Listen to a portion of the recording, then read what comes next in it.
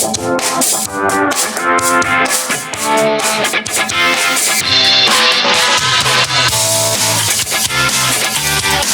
by Riverside FM.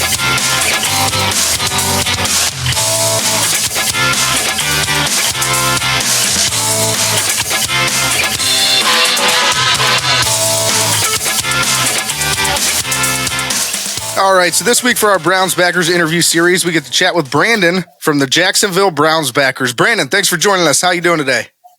I am doing great. Thanks for having me on. Thank you to Kenny, Ronnie, and also Zach here. Zach, the Bone Man, new, correct? Yeah, onto the stage. So I really appreciate you having me on. Yeah, no problem. And we know everybody's time is valuable, so thanks for taking that time and spending some with us. All right, so Brandon, tell us a little bit about your chapter. Obviously, you guys are in Jacksonville, but when were you established? What's your viewing location? And how many members do you guys have? Well, first, I'm sure everyone that comes on here says, I think we have the best Browns backers in the United States and the world. But yours is the best. Yeah. All these transplants from Ohio moving to the warm weather in Jacksonville. So it's a great club. It really is. We're at Whiskey Jack. So if anytime anyone's visiting the area, come on and visit. Everybody is welcome. Whiskey Jack's is in Atlantic Boulevard by Jack's Beach. And we usually have a regular attendance, of course, based on how good the Browns are doing, anywhere from, I'd say on the really low side, if it's like a nationally televised game, around 25 to 30, all the way upwards of about 100 to 110 people on a really great day. So it's great. We get a lot of visitors, and I'll tell you what, the leadership has been great for. It says that we've been around since 2017, but in an iteration, I've been down here for about 11 years since I moved from Cuyahoga Falls, Ohio, and this chapter's been going, but it changed leadership a couple times, so I don't know how long it's actually been around, but, since I've been here for 11 years, it's been around, and it's been amazing just to see how it's developed and just the difference in attendance as the Browns go from game one all the way to now game 17. So yeah. So it sounds like there may be a little bit of that. You guys were a Browns backers group before you guys were official. So, I mean, I know there's a few groups out there that are like that, and they actually get a pretty big following before they actually do the paperwork and everything to, become a whatever they call it, a chartered chapter, or however they word that. But, no, so you guys, one of the reasons we do this is we obviously there's Browns fans everywhere. There's Browns backers all over the place. But we also like to highlight some of the charity and community service that you guys are doing. So what are you guys involved with down there in Jacksonville? So we do a great thing where at halftime of every game, we do some announcements, and we do some giveaways for Browns backers members. But what we do also is a 50-50 throughout the first half. And so 50% of that goes to our charity, which is K9 for Warriors. Nice. And then what we do is at the end of the year, we, get together with them. We present them with a check, one of those big fake nice. I've always wanted to win something. And it's great because, we let everyone know who is there, even if you're a guest, that, hey, this is a great cause. And, you can ask any one of the people that are there running that, what we do and what it means to us. And I think everyone would give you the same answer, that it's just a great charity. Brandon, I got a question for you. How much do those big checks cost? Like, how much does that eat into your contribution, I don't know. I'd like to find out too, because I was wondering if I get paid with my pay. My regular pay, I want to pick up a big check like in what is that movie with Adam Sandler, the golf movie? Yeah, Happy Gilmore, when he's like, he's collecting all those checks. I want some of those. He got a big check. How come I can't get one of those? Yeah. No, I've always wondered, and I always thought the same thing. Like, I just want one of these. Want to see if they'd take it. But no, I digress. So with the Jacksonville game this week, obviously, do you guys have any events or anything that you have going on this week, or even coming up here in the near future? So we just have it's going to be a regular attendance. It will be kind of interesting. Just, I don't know if any other Browns backer locations, if it's a local game for the opposition, and it's televised. The bar itself, we have, of course, our own section. But we're doing this just the regular. I mean, we don't care who we're playing, if it's Jacksonville, Denver, whoever. So we should get a good attendance though, and we're ready just to cheer against the Jacksonville team. I won't even say their name. There you go. Besides this week, do you do any events in the off season, or do you guys have I know some groups have a big event throughout the season, just one time a year or something like that they do. Do you guys have anything like that? Yeah, so there's a couple things. Christmas. So next weekend, I believe, we have a huge Christmas event. Usually brings out, the full roster of who is a Jacksonville Browns backer and guests. We have some great giveaways that go on there. Usually we have things like silent auctions or for charity as well. We have a huge 50-50 for that. So that's always a great event, and everyone just brings a dessert of their choice. And Whiskey Jacks helps us out with some great food for the event as well. We usually set up some cornhole boards and some other things where we could just have fun together and really celebrate the fellowship of being a Browns backer. Hopefully, whether you've chosen it or you are like, I don't know, you guys, myself, born into it. Yep. So it's an exclusive, painful club. So it's just great to revel in celebration with, everyone that you are a kindred spirit with. So that's one of the things. And except for this year, because there's not really a South game, we have had for the last several years where we will do bus events and we'll go down to a close game. It's been Miami in the past, Atlanta, Tampa, and of course some preseason games. So, we'll help set up the busing, tickets, tailgating, all that kind of thing to whoever wants to come. So I would say those are probably the two big events outside of just getting together every Sunday or Monday. Thursday too, I guess.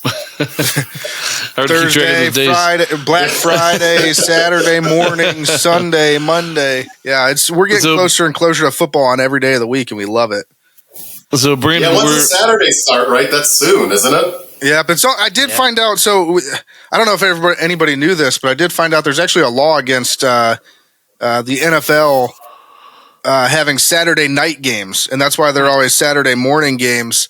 The law was put into place a while back to protect college football from NFL basically stealing their day, and it's the same reason why the Black Friday game was at 10 in the morning or whenever it was, is because it can't be broadcast after a certain time, so it doesn't take away from high school football. Just fun fact there, but yeah, I mean, if the NFL could, I'm sure they'd have a game on every day. A 30-game season, a game every day. Yep. Kenny, I know you were going to say something. What'd you have? Yeah, I was just going to ask, Brendan, I know you mentioned transplants earlier and then whether or not you were born into this. So were you born into being a Browns fan and a Browns backer there in Florida, or are you a transplant yourself? So I was, well, I have a long journey. So I was born in Seven Hills, Parma area. Was there till I was about 13 years old. My dad was a civil engineer. He's retired now. Got a job at the Kennedy Space Center. So I moved down here from high school years, and always supporting the Browns, Cavs, Indians, now Guardians. My dad and I would go to close games when we could in Miami. I'm old. That was before Jacksonville was around. So doing those types of things whenever we get back up to Cleveland and we'd go. And I did something horrible. I got married pretty young, and I have a huge family in Northeast Ohio. So I moved up my wife to be around my family because we were all starting to get married and have kids. So then we were back in Cuyahoga Falls and Northeast Ohio for 13 more years. And about 11 years ago, she said, I cannot stand one more, excuse my language, goddamn winter here. I'm either going to Florida by myself or you're coming with me. So I was born into it, pictures just like everyone else is born with it, from 5, 6, even onesies that have the Browns on it. I do have one picture though, because my parents were house divided. My mom's side is from Pittsburgh, Natrona Heights. Oh God. So I do have one piece where I'm wearing a Steelers pajamas, but I don't really, I'm surprised I'm really saying that to you guys. But did you burn those Steelers pajamas at your first opportunity? Yeah. I don't think I only see him in one picture, so I knew right away you don't wear those things. We keep putting Brandon in these Steelers pajamas, and for some reason he keeps having accidents in the middle of the night. Also, real quick, so did you say you worked for NASA? Were you an astronaut? No, my dad was a civil engineer, so he worked on structural components at the Kennedy Space Center. So I don't know if anyone has been around there, but the big, huge building on the Kennedy Space Center is a VAB. He's done some interesting things where concrete falls. It's the biggest concrete structure in the world. He devised some ways to put nets and stop the debris from falling on the shuttle and people, things like that, roadways. Wow. So totally different aspect, I guess, that a lot of people don't think about after go into launching things into space. Absolutely. Kenny was super excited. Space and space exploration just absolutely fascinates me. So, yep. If you were an astronaut, you'd be Kenny's new best friend. we can still be best friends, Brandon. Let's talk about some space. There's hope for us still. No, Brandon, you mentioned Cuyahoga Falls. That's actually where I live currently. We are getting ready to move. Still, we'll be local still, but we are currently living in Cuyahoga Falls. Love Cuyahoga Falls. Great town. I don't know if you've been up here lately. They've done a lot of updates to Front Street and stuff. So if you get a chance, come visit. I did actually. We were just up 2 weeks ago for the Browns Steelers game. I had not seen a Browns Steelers game in so long since I moved to Florida, and it was, we drove by there and I'm amazed. I mean, it's always been such a nice family oriented town. It looks even better than when I left 10, 11 years ago. Yeah, absolutely. No, and so on to the football side of things here, though. I do want to ask you.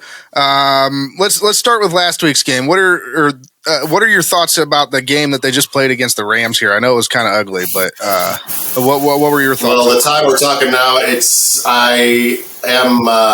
is the first time I'm listening to, talking about, or even thinking about that game from Sunday. Because you know how it is. You live in. You were hoping we didn't bring it up. Listening to talk radio podcasts all day. If the Browns win, if they lose, I don't even want to turn on ESPN or anything at all during the day. Yep. Just disappointing. It was just felt through that game, which is one of the first times I felt this year. I'm like, this is the old Browns. Yeah. Like, and I know I was looking at some of your last podcasts, just things like out coaching ourselves. Why aren't we running the ball? Why are we making someone that's been here 2 weeks passing it? What was it? Almost 40 times. I know some of that was at the end. Yeah. But I know he played well for what he was doing and being 100 years old. But I mean, just some of those things of really taking advantage of what we're good at. I just didn't think we did that. And it was a little bit frustrating. I know we have a lot of injuries, but not to see the defense adjust from some of the things that really plagued them last week. And it's just a little bit different. So I know that I have confidence in the coaches. It was just disappointing. And then when they're getting close, the mixed field goal. Then when you're getting close, the interception. I'm like, I don't want to feel like it's 2019 and before. Brandon, the guy sitting next to me, his favorite player is Dustin Hopkins. So yeah. Couple missed extra points. He's been great. That's why then I'm like, are we going to get Browns again? Because he's been the best kicker, I think, in the NFL, and he has. I think statistically, even with the miss, he still is. He's sitting at 106 points, I think it is. And so, with 106 points, the franchise record for a kicker is 120 with Phil Dawson. So he's probably a lock to break that. And then the overall record is 126 with Jim Brown. So he's probably going to break that too. There's plenty of games left here. So, I mean, it was a huge pickup, and it was unfortunate the missed extra point. We actually just got done talking about it on the rest of our podcast, but it did. It kind of turned the tide of the game. And right when you thought we might be getting back into it, you kind of all the wind goes out of your sails with that one. So and it was just bad luck, and some of the plays, and I don't know what's going on lately. These drops are killing us. I just don't. I saw statistics we're second in the NFL in drops, but I thought we were first. Moments Sunday. I think the teams that played were first and second. I thought the Browns were first and the Rams were second, actually. So yeah, that's crazy, right? Yeah, it's not good. Not good. And obviously, the Nick Chubb injury, the Deshaun Watson injury, Myles Garrett's dealing with an injury now. I mean, what has been your guys' reaction down there to, each one of these new injuries, one after another, and how do you think the Browns have done so far, at least, coping with these injuries? Yeah, I mean, I think at some point the best player, I know that Myles Garrett played and Cooper played, but the best player on each level is hurt or has been hurt or is out. I mean, I don't know how a team survives that. I mean, I think regardless of what a lot of people think about, Stefanski's play calling, I think this has been an amazing job. I don't think I've ever seen a team with this many injuries, and especially to your starting quarterback, the running back that is even a larger portion of your offense than most other teams. And, just the Ward being out for several games and then losing backup safeties and linebackers for time. I think, it has been amazing that we're even in the playoff hunt right now. I know I'm trying to be positive because, we all have to do that. This is probably one of the best positions we've been in since, 2020. And I think just, the makeup of the team, I think we're going to be able to pull 2-3 more wins to at least be in consideration just based off of what they've been able to do with people being hurt, overcoming adversity at the end of the games with the injuries, everything. I mean, it's just, I just hope that I always go back to Stefanski. I hope he sticks to what we're good at. And I don't know if you guys think this too, but some coaches, they do what they're good at till you stop them. He is a coach that says, you think I'm good at this, I'm going to show you how good I am at something else. So yep. We call that coach. We actually call him Stefanik on our show most of the time because we don't respect him enough to give him his own name. But no, I mean, we call that trying to outsmart himself or trying to outsmart everybody in the room. And what he actually ends up doing is outsmarting himself.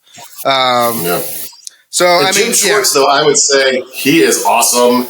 And I know the last 2 games we haven't been great on defense, but what he's been able to do for even, what this defense is about and the attitude, and you could tell just the fun they're having on there, it's been amazing.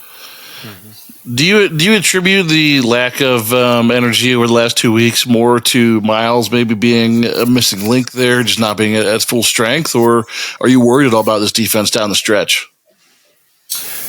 Like I said, I think just because of what they've shown, of course we're all worried, but I think they'll be able to overcome it. I wouldn't be able to say that in the past with a defensive coordinator last year. I won't even name him, one of the worst I've ever seen. But I think we will be able to overcome it. I don't know, Myles Garrett, I was having a conversation with my dad, and he goes, it's really hard to stay up when you had those games with Pittsburgh and the Ravens back to back. And just to have, those were division games, and just the way they turned out and the emotional, toll on someone.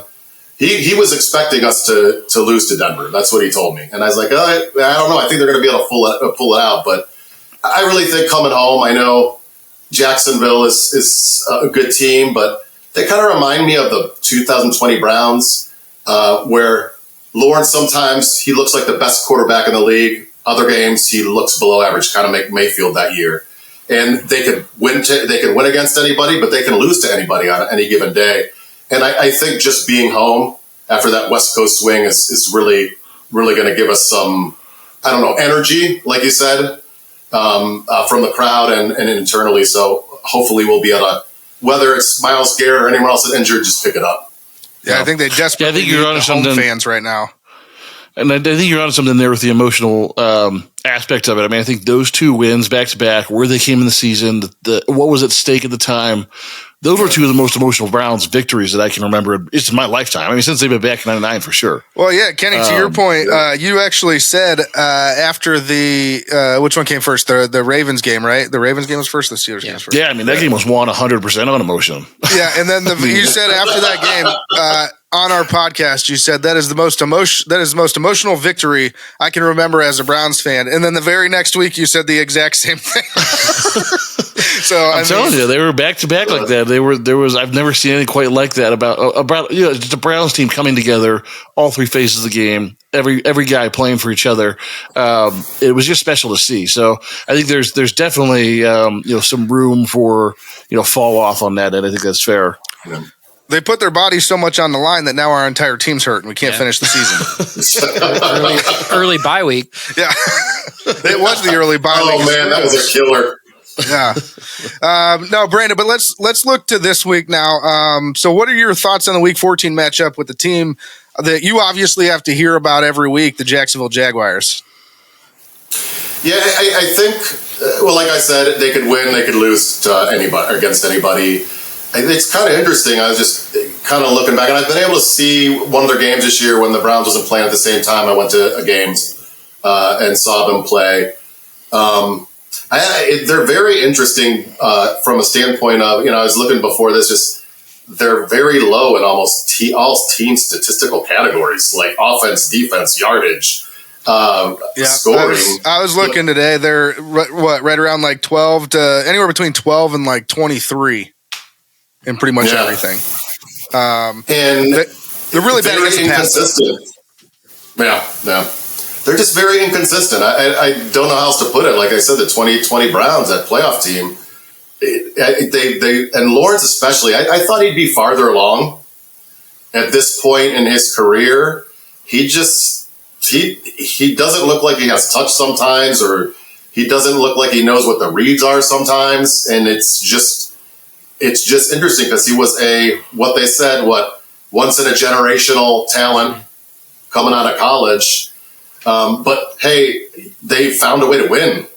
What are they, 8-3? So, I don't know, but I feel like that is one of the most overused phrases in draft coverage nowadays, because we already have it coming up again with Caleb Williams, as everybody's already talking about Caleb Williams and how he's a generational talent, and I just don't see it. But I mean, I would agree with you. Trevor Lawrence I think he's been solid, but not necessarily special.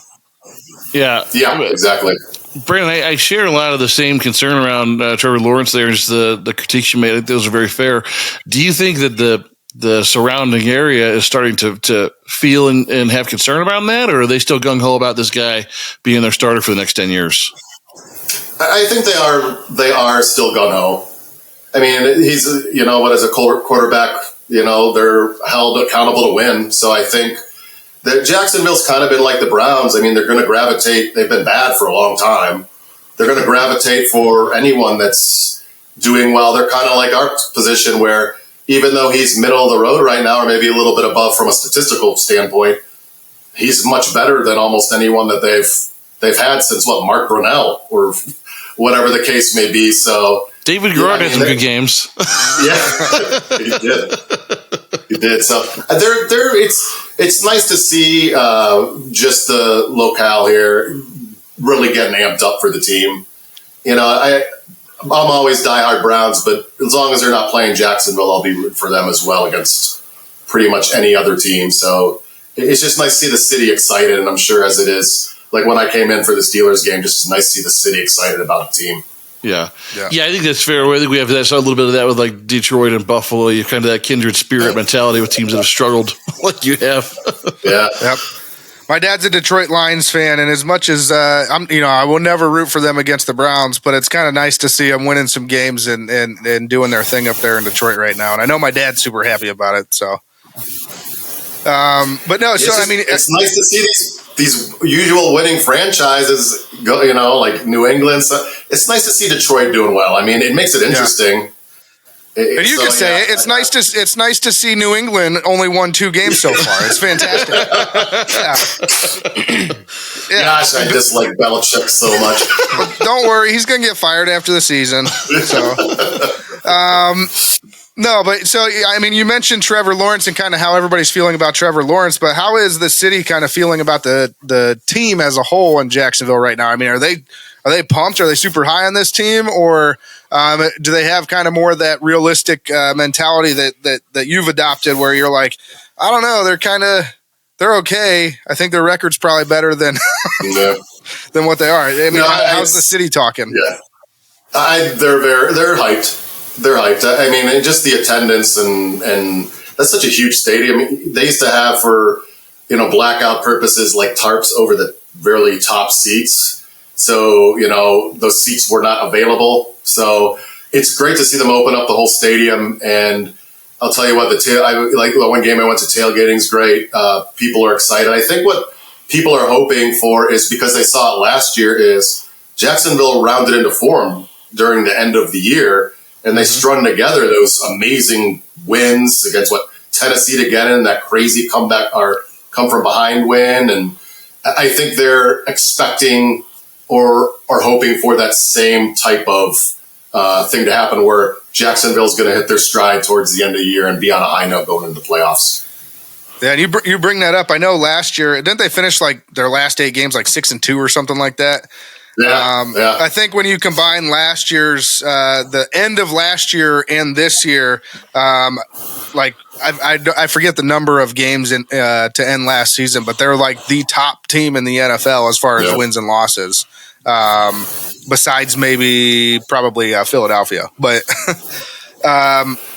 no. So are they saying anything about the Browns down there as far as local news and local sports shows? Like I said, I haven't turned on anything yet this week because I didn't want to hear anything. But I don't, probably. I mean, just because there's just so many Browns fans down here. So, like, you walk into a grocery store here, if you're wearing Browns gear, you can be almost guaranteed you're going to hit someone that's wearing a Brown shirt or an Ohio State shirt, just because, this area is such a transplant for, Ohio and the Midwest in general. So, the conversations and the friendly rivalries between friends, I'm sure those are going on. I'm having some, but, I'm sure that's not so much from the media's perspective that, but like I said, I haven't listened to that, but just from friendly conversation, I'd say it's a nice little rivalry just because, there's just like when the games are here, it looks like sometimes it's mostly Browns. So they like to get back a little at you because now they're good too. And they like to, have some friendly conversations. So it's fun. Yeah. I like that you called it a rivalry. That means both teams are doing well. Yeah. We haven't been able to say that many times, so that's good. Very true. And so with this game, Brandon, do you have a prediction for the game this week? Do you have a score prediction for us that you can give us? I really think the offensive line for Jacksonville sometimes been suspect here. So I know this is depending a lot. I really think some of the other players for us on defensive line, if we can cut on the penalties that killed us during this game, like last game, and Myles Garrett can play. I don't know. What's the status on Ward? Is he... I think he's week to week or day to day or whatever they're calling him. Yeah.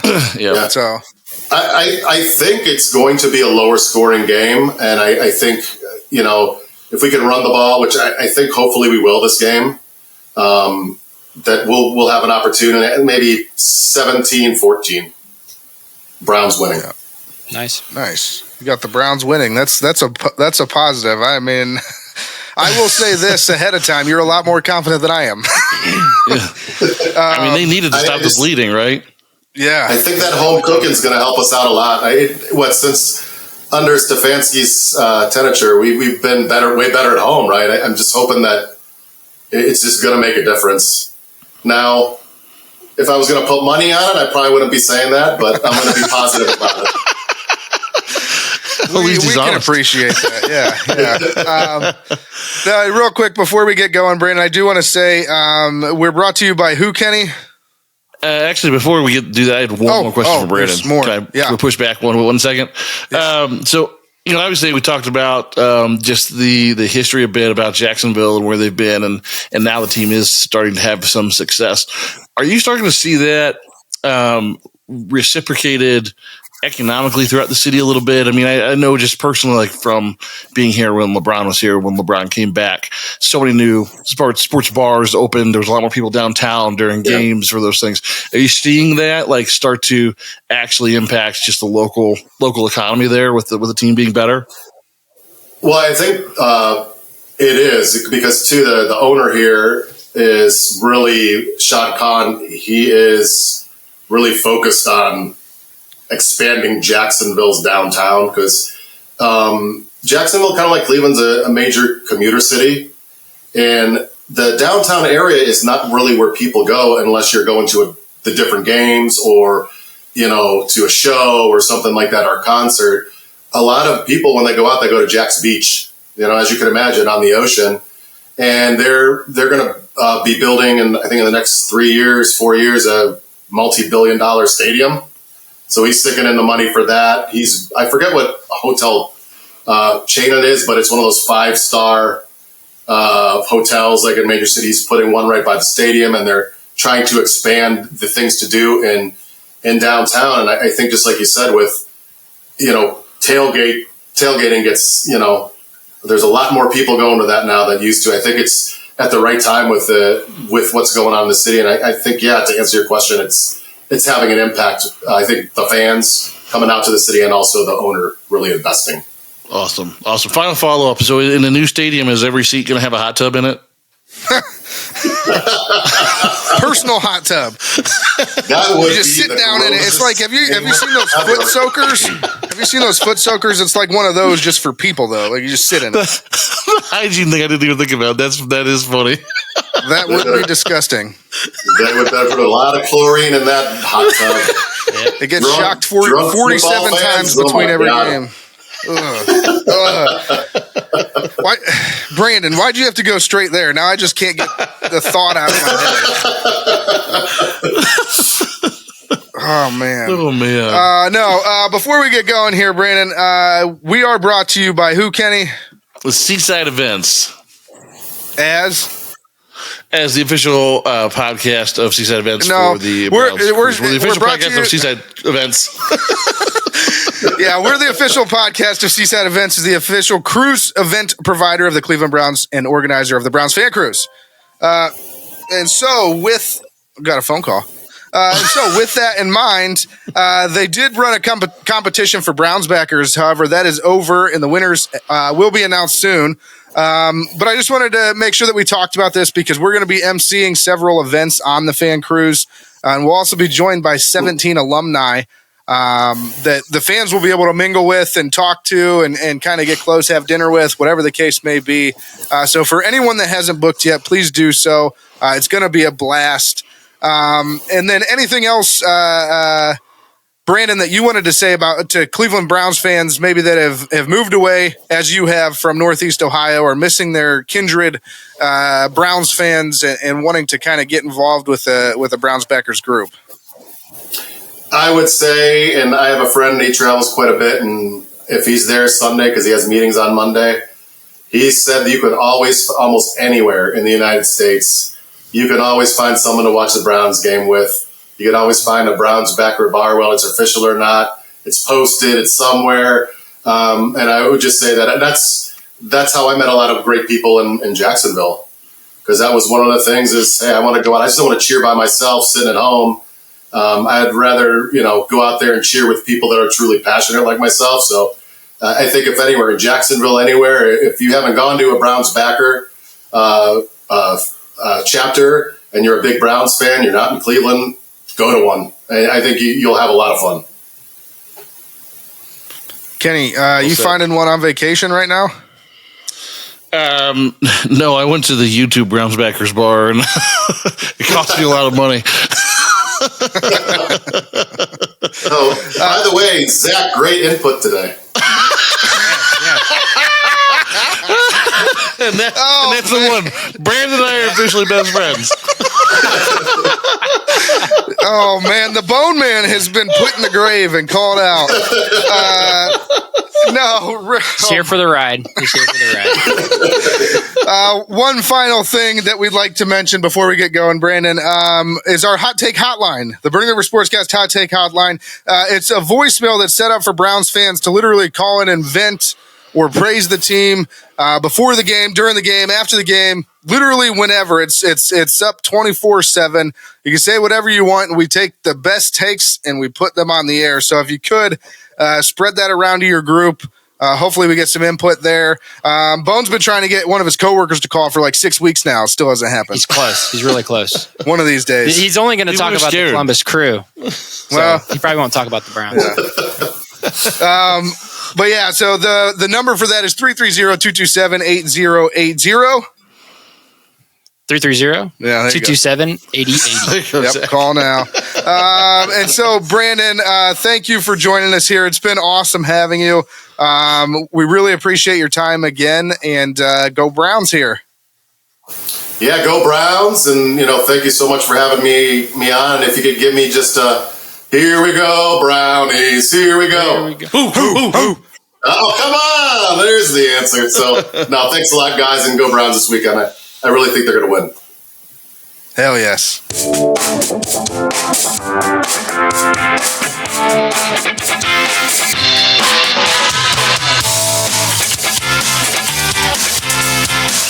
We're the Jacksonville Browns Backers, and you're listening to Burning River Sportscast. Go Browns!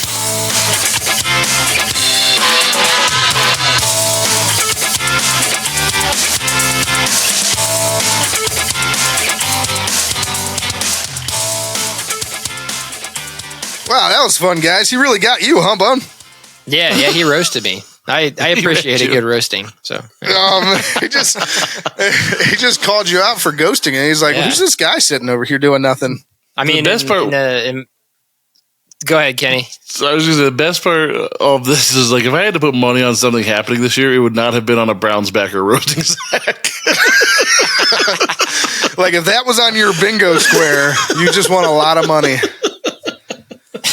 Did it? We kind of even said like I was probably just going to be hanging out here, and then he just took it upon himself to roast me for that. He was like, "That guy sitting over there doing nothing. I'm going to shit on him." That was so funny.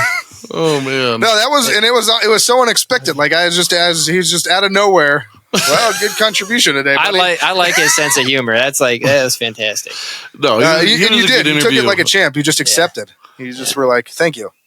Yeah. He was a Like, good interview. He was fun to talk to, and that definitely had a sense of humor for sure.